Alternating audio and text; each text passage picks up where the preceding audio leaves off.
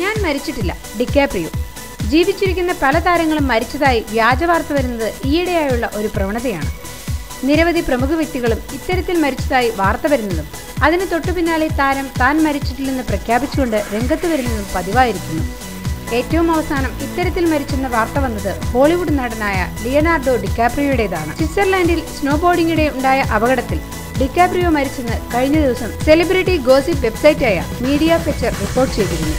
അപകടത്തിൽ ഗുരുതരമായി പരിക്കേറ്റ ഡിക്കാപ്രിയോയെ ആംബുലൻസിൽ മെഡിക്കൽ സെന്ററിലേക്ക് കൊണ്ടുപോയെന്നും അവിടെ വെച്ചാണ് അദ്ദേഹം മരിച്ചതെന്നുമുള്ള വാർത്തകൾ ആരാധകരെ ഞെട്ടിച്ചു. തുടർന്ന് വാർത്ത അസംബന്ധമാണെന്നും താൻ മരിച്ചിട്ടില്ലെന്നും താരം തന്നെ മാധ്യമങ്ങളെ അറിയിച്ചു.